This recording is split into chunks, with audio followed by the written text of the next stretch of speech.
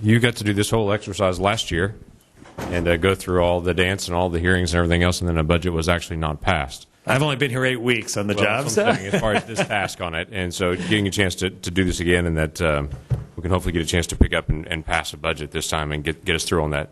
I am hearing a perpetual sense of the certain apocalypse is coming if Republicans actually try to balance the budget and move us from out of just deficit spending to actually cutting down the debt.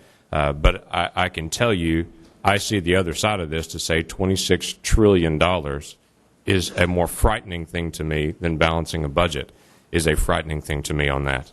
Let me just set a quick stage for you and just the emotions of that, because you're walking into this early on at this point, returning back as I'm walking into it. Here's the sense that I walk into it with. When I came on January the 5th, this year's budget deficit was projected to be $1.4 trillion. By the State of the Union, it was $1.5 trillion. As of yesterday, it's $1.65 trillion.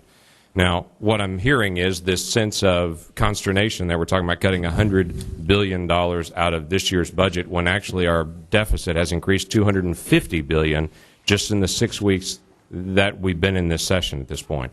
And so there is a real sense among a lot of people that I talk with to say we cannot just slow down the amount of debt that we're adding each year. We've got to actually get back to balance. And I know you're walking a fine line, and I know you're fulfilling the President's mandate to say let's slow down the curve somewhat on it, but you go out 10 years, and there is no debt reduction. And I know you said a bunch of times we've got to get back to this primary balance, but it seems as if the next president and the next Congress is left with the hard decisions, and this is just some simple decisions that get into it. And you, in fairness, the President Obama took office and inherited a situation that was out of control, and we're getting it under control, and we're doing it as we emerge from the recession.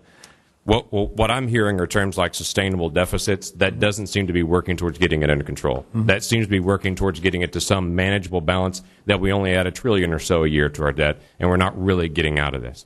The other side of it that really concerns me is this whole sense of trying to split up the way that we're handling energy, that there's a preferred energy and there's a non-preferred energy. And we're going to try to sink a lot of money into R&D, into new technologies and energy, while punishing people that are in traditional. There's been a lot of conversation about jobs and about small businesses. And my question, I guess, in multifold in this, and my concerns on it, number one is an independent producer of traditional energy sources who has 3 to 5 employees a small business?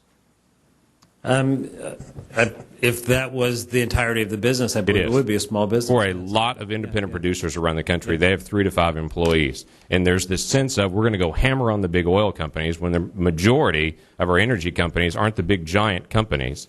They are small independent producers that are scattered all over the country. There's hundreds and thousands of them scattered all over that are about to get hammered, that are living in fear that the administration is going to come hammer them to come do another type of energy, very similar to what President Carter did when he said we're going to have 20% of our electricity produced by solar power by the year 2000, yet here we are in 2011, it's not even 1%.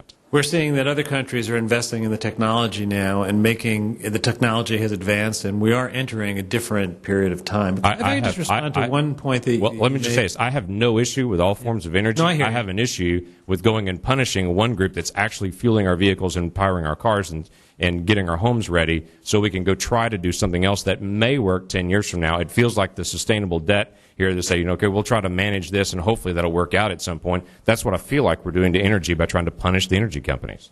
I know we're almost out of time. If I just go back to one point you were making earlier where you described the increase in the projected deficits, I would just want to point out that in December, I know you weren't here in December, my first couple of weeks in this new position, we had an important bipartisan agreement to do something that I think most of us agree on, which is taxes shouldn't have gone up January 1st of this year. We needed to have the economic activity, and it was the wrong time to let a tax increase take place. And we also needed to do some things because we were still in a recession. That's driving up the numbers, but we knew when we passed it at the time that it would have that short-term impact. Thank you. Mr. Ginta.